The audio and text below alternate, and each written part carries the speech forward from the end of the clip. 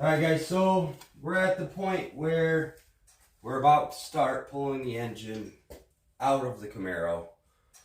I'm sure, just like with any time pulling an engine out for me, I've probably forgotten something, but hey.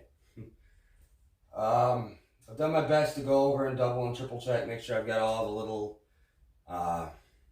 10 millimeters that are holding brackets to the engine by the oil pan and around the perimeter of the block. I went around and I've made sure that I've gotten all of the ground straps unbolted from the chassis to the engine connections and wiring harness to the engine connections. At this point here, I've dropped the AC compressor off to this side of the engine. The alternator's dropped off to this side. All torque converter bolts are out, which is only 3. They're 18 millimeter. Anybody pulling this on their own, you are going to run into an issue with those. They have like some kind of thread locker on it. It's like some kind of white thread locker, probably some GM stuff. I had to use 2 different battery impacts in order to break it loose. One was the Harbor Freight Earthquake EXT. It's actually not a bad impact. It does its job, but it just didn't have enough, power to break those loose. Given they are torqued pretty tight. So I used a excuse that, it happens every weekend just about. But I'll come a little closer so you can hear me better. We're going. Hang on. Okay, so now that my city's week, I think it's like a monthly or a couple month test of their emergency systems over with.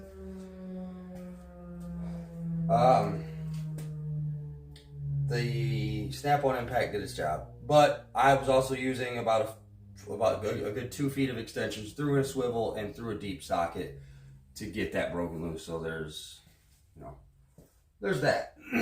But so I'm gonna do a little hyperlapse for you guys. Me pulling the motor out. After it's out, I'm going to disassemble it. The heads are going to come off. The water pump, a couple of select brackets, and the balancer and timing cover are all going to come off of it while I have it on the cherry picker. So I guess there's nothing left to do but get started. But be sure, anytime you guys take an engine out, put a jack underneath the transmission. Don't put it on the trans pan, per se.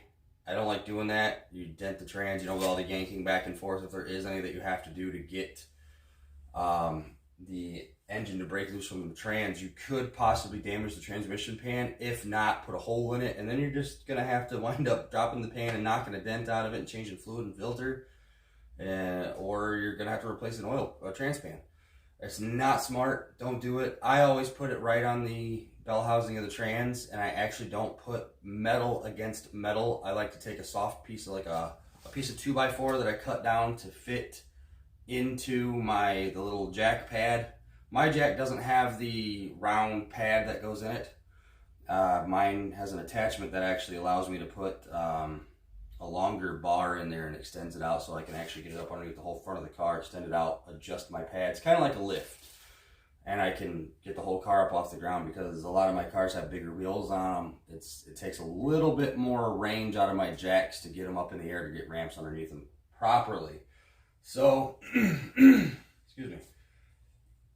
Basically, get a piece of wood, do something like that, and make sure you protect your transmission. Now, it goes without saying, I know a lot of you guys that are watching this have probably done engine jobs before, or pulled a motor out of your car to do something custom to it. Be careful. Double and triple check. As you're lifting the engine out of the car, grab wiring harnesses and move them out of the way. Make sure they're clear of the engine. Check for any wires you might have missed, any sensors you might have missed. There's a common one that people like to miss on the LS3 when they're coming out of a 5th gen. It is tucked down and hidden over here behind the alternator. It's a 15 millimeter bolt that holds on paper thin ground wire. It's hidden. You have to look for it. You'll find it, but you don't want to find it at the wrong time when you've already ripped it in half and you got a piece of wire you got to repair. So, yeah, without anything else, let's get started.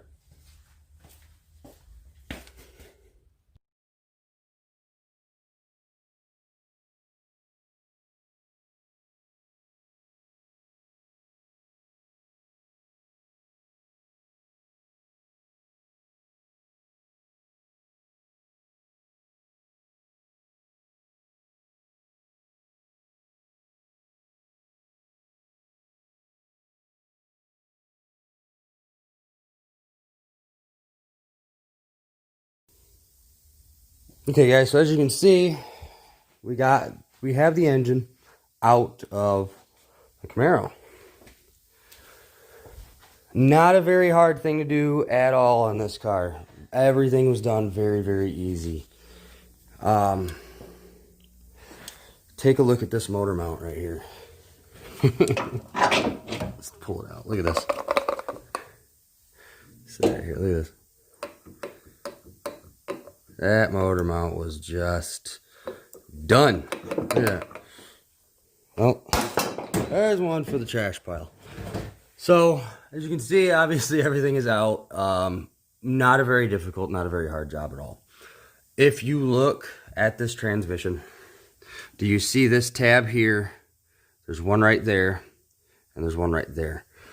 You've probably seen me a couple times in the hyperlapse that I actually was going underneath the car at each side, and I was trying to pry from the top. You can actually see on the body right there where I was actually sticking my pry bar in and pushing against the body to break the engine loose from the trans.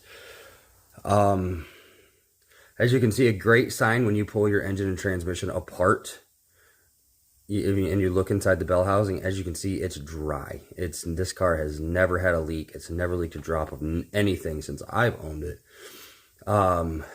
This appears to be the original torque converter and transmission to this car, which is great. Obviously, this is a 6L80E, so they're not common to go out as far as I've seen or heard. But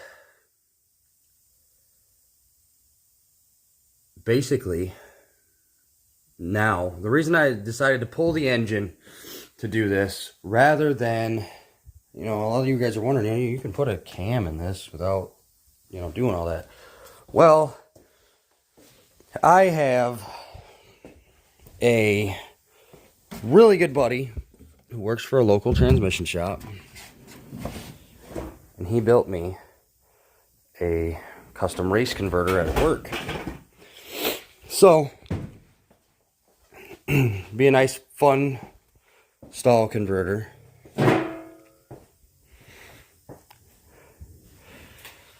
And now it's just a heck of a lot easier because I'm going to be going from, manifolds to long tubes. I believe I'm going to wind up porting these cylinder heads. I want to put a fresh coat of paint on everything, including the engine bay. I think I've decided I'm just going to go with a satin black for the engine compartment. It's going to be a lot easier than trying to mask everything off and do all that. At least with a satin black, I can kind of be a little careless, so I don't really have to worry too much. But this is an extremely clean car. Everything came apart super easy. I mean, I literally broke the bell housing bolts loose with a 1/4-inch drive ratchet and a 15mm socket. Like, that's how easy everything was. I might end up dropping the transmission out of this car as well. I am undecided on that because I have a custom shifter that's going to go in the car. And in order to get to the bottom shifter bolts, you got to go from underneath. So I don't know if I'm going to drop the trans or not. I know I have to drop the transmission's cross member to change the transmission mount. This car is getting new motor mounts, new trans mounts. I'm debating on while it's apart too. I have a set of struts for it from a ZL1 that are going to go in it. Came with the car when I bought it. Other